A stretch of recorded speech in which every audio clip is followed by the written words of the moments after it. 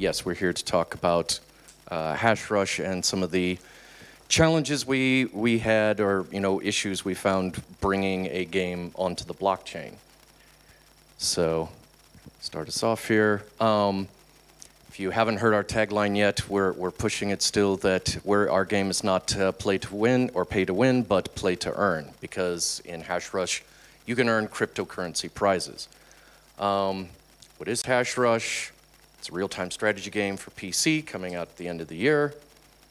It's designed for gamers, not crypto enthusiasts, and that's an important point we'll talk about in a little bit. It's a persistent online world. Has the play-to-earn model. As I say, we offer cryptocurrency prizes and other ways to earn cryptocurrency to the player as they're playing the game normally.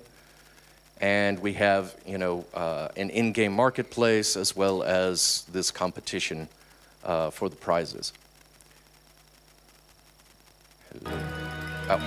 And real quick, our video unites the worlds of cryptocurrency and real-time strategy gaming. This combination allows gamers to compete for cryptocurrency and other rewards. Harvest varied resources, build up your colony, and recruit a force of combat units. Trade valuable items on the blockchain through the peer-to-peer in-game marketplace. Acquire crypto crystals through mining, completing quests, and vanquishing your enemies. Gather enough crystals to top the leaderboards, and you'll receive an Ethereum payout. Sign up for the closed beta and compete for $30,000 in rewards. HashRush, the world of play to earn is here. Okay, so to talk about some of the challenges that we ran into, or that we considered, the one of the first ones was, is it a game? Many blockchain games focus very heavily on the technology and not so much on the gameplay. I've been hearing a similar theme throughout the discussions today in this chain. So we wanted to focus first that HashRush was a game, and not and then layer the blockchain technology in where it was appropriate. Blockchain technology can make a game very expensive to play, such as CryptoKitties, where every transaction is essentially a microtransaction where you're paying for it. And as was brought up before, the scalability can make games very slow because to update it on the blockchain is time-consuming and takes some time and effort to do.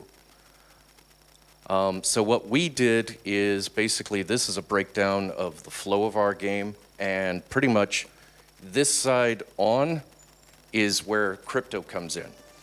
All the rest of this is pure gameplay. It's very traditional for an RTS where you have troops, you build units, buildings, expand, compete, earn prizes, and it's those prizes that are linked to the blockchain and become yours. There are things that you can own and sell, and very much tying into what our previous speaker was talking about. We make them, because they're on the blockchain, actual items that you can take with you to other games.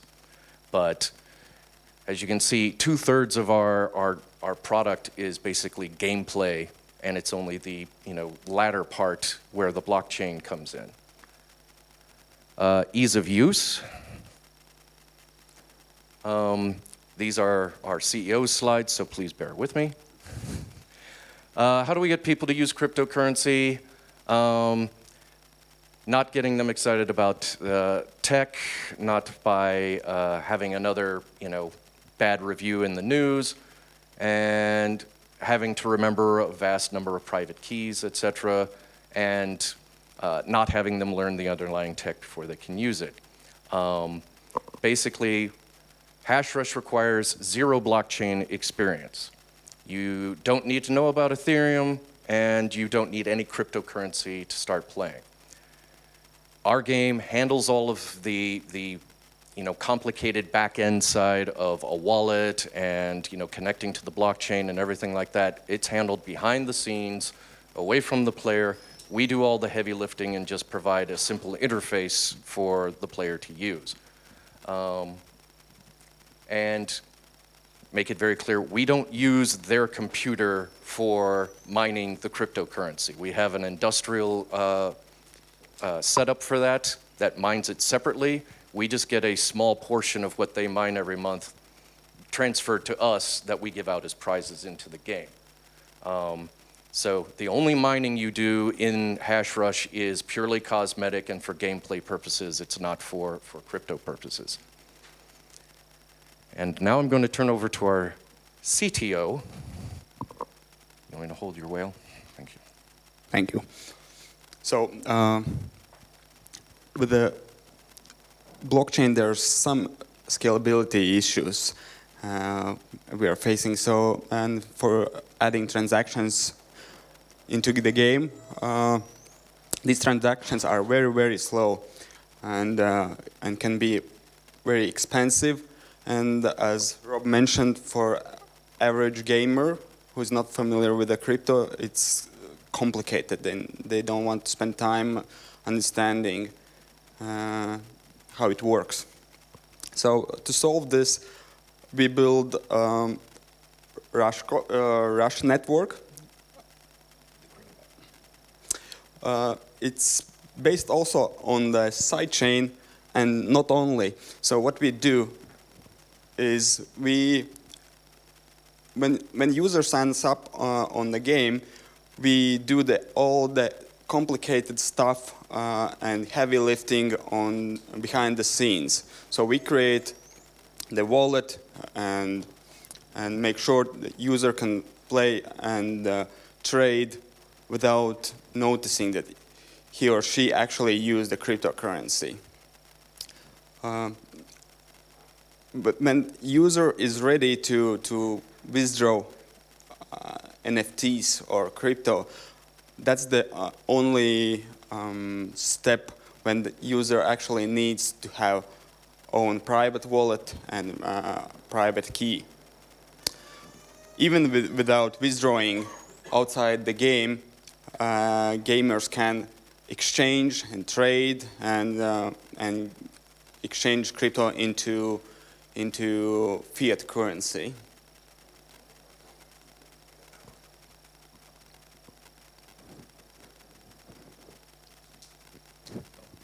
I'll give you back your wheel. Thanks. And just to touch on some of the highlights, so we're starting next month our 10,000 player beta. We've already got $30,000 worth of Ethereum set aside to give away as prizes during this. So we encourage people to sign up, tell your friends so that we can stress test the system. We're going to be fully localized in English and Japanese in 2018 when we launch, and South Korea beginning of next year. And again, because of the blockchain technology, players have full ownership of all the in-game items that they earn or collect or buy off our marketplace that they can, use, sell, trade at their discretion. And we're developed in Unity, blockchain where it matters, traditional game development where it makes sense. All right, questions? No? Clap? Good. Yeah, please. If you enjoyed the talk, clap, that's good. Yeah. Lots of questions, good, okay. Where is our... Yes, if you can say who you are. So you said that you raised $30,000. Say who you are, Stephen. Oh, sorry, I'm Stephen. Hi, I'm CEO of Fracture Labs. Hi. You said that you raised $30,000 in Ethereum. Did you keep that in Ethereum, or did you trade it out because the markets have tanked over the last few weeks, right? Like I was saying, we have a sister company. We're VZ Games. There is a sister company, VZ Mining, that mines Ethereum on an industrial scale. Big warehouse, lots of servers, and all of that. This Ethereum was mined prior to the change, but my understanding is we still have 30,000, worth of Ethereum. So they've been mining since last year and diverting a small portion of what they mine every month to us. So.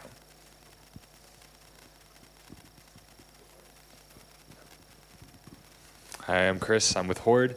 So earlier you were saying that you're not necessarily focused on like it being a blockchain game necessarily for the gameplay, but you guys are giving like Ethereum as the prize. What's your thought behind that, or is that kind of just where you're starting and you might move on to some other kind of prize? Well, it's always been, you know, like I'm sure a lot of people in this room, I'm a gamer as well as a developer, and I've always, you know, wanted to get paid to play a game, or potentially, you know, get some of what I put into a game back in some way, shape, or form. And so our CEO had the brilliant idea of trying to combine his love of blockchain and crypto mining with an actual gameplay. So that was really kind of the purpose of why we were doing it. It was a way to not only make a game, which he always wanted to do, but also kind of ease in gamers into the idea of the technology and the terminology and everything like that. You know, that's one of the big stumbling blocks with getting gamers to accept a blockchain game right now is the technology and the complication in you know, kind of bridging the gap. And we're hoping that once they come in and they play and they get used to, oh, I've got Ethereum, oh, I've got, you know, a wallet provided to me by the game, etc., they'll get more used to that sort of setup and kind of ease their way in. Yeah. Hi, I'm Simon, a game dev from Impact Unified. Was curious about these transaction times. Like, roughly how long transaction times do you see in the game, and have you found a good way to sort of abstract or hide it in the gameplay so it sort of feels natural when you're playing that it takes time? Yeah, good question. Because also, even with the help of sidechain, these transactions are too slow for the game. So that's why we use the help of the servers and some kind of caching, and because most of these trades are in the game, so we have control what's happening there, and that allows us to make transactions almost instant, and then write on the blockchain and allow to be discoverable on the chain, on the sign chain, and later on the main chain. So that's our approach.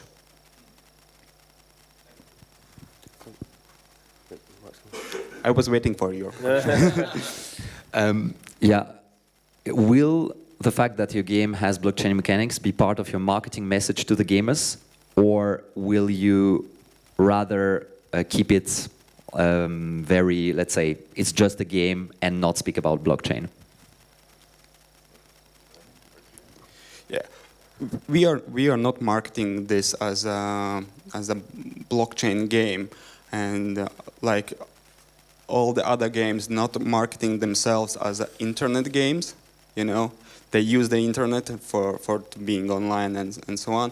That's what's happening with the blockchain as well. So we want to build safe environment for gamers to actually use the crypto and blockchain, and when they are ready, they will learn through the game, through the mechanics, that this actually is something I can trade outside the game.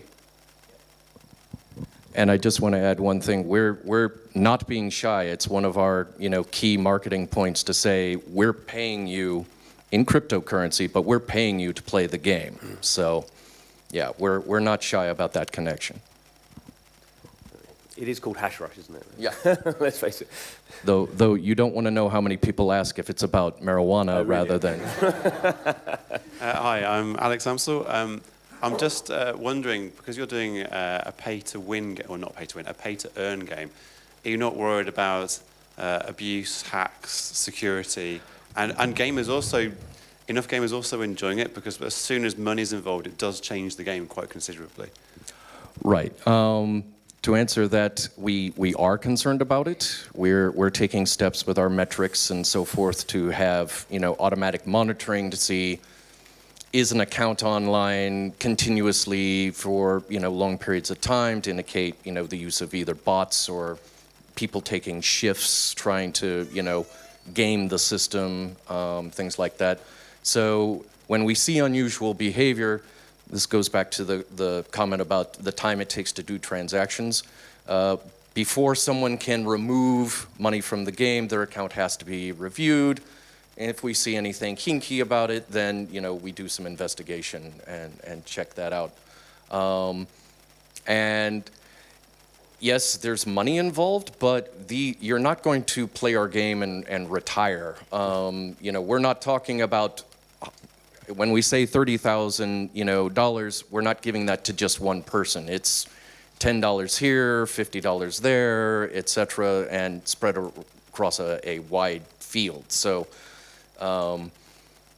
Yes, we're expecting some cheating, some fraud, and yes, they'll think of something we haven't thought of, and we'll have to make an adjustment for it. But we're not expecting somebody, we're not offering millions of dollars in one go. So, out of interest, what would be the top of the leaderboard reward for the? Currently, we're speculating. We have different leagues or ratings. Bronze, silver, gold. Platinum. Platinum will be the top, and top rewards in that can be up to 200 a month. Okay, so that's a decent amount, but not, right. As you say, not exactly, not enough to retire on. Yeah, good. Any other questions? I've got one question actually. So you've run basically your alpha, and I think you had 1,000, 2,000 people. Right. Did you learn anything surprising from that, having the game out there in the open world, or was it pretty much as expected? Just that we've got a lot of bugs and we've got a lot of way to go still. No, but the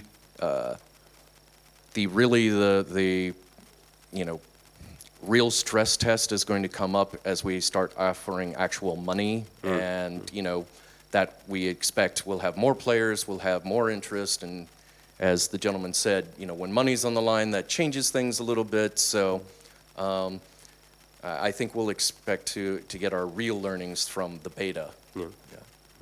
I think it's certainly interesting that we've seen most, the majority of blockchain games that are out there now have been kind of browser-based games, and we're just starting to see the first kind of client-based games as kind of you guys, and there's a few other ones kind of coming out from Lucid Sight, and that's, I think, a real change in terms of obviously the quality that you can provide, and that obviously attracts a different sort of gamer compared to MetaMask browser stuff, which is limited. So, well, yeah, and that's, we want to go mobile eventually, but we wanted to start out on PC, appeal to, PC gamers and so forth. I've played PC games, I've played console games, played, mobile games, and there's a different sort of mindset, a different type of player, if you will. And, I think starting out on PC gives us a little more gamer cred as being a, quote, real game. So. Good. Lovely. Okay. Oh, no, one more question. That's good. We've still got time, so. Hello, I'm Camille from Beach to Expand. I have a question about how are you gonna distribute your game? Are you gonna be on Steam or? Yeah. We are basically distributing mostly ourselves from our own servers. You download the launcher onto your PC and then upload it, but we're already making partnerships with Robot Cache will help us with distribution. Steam gets a little tricky because of the whole crypto aspect. Like someone was talking about yesterday with Apple, the bigger companies aren't really prepared for dealing with crypto related games, and so they just say keep away, we don't want to bother with you, but they'll have to come up with some solution eventually, and when that comes, we're definitely be exploring that. Good, lovely, thank you guys.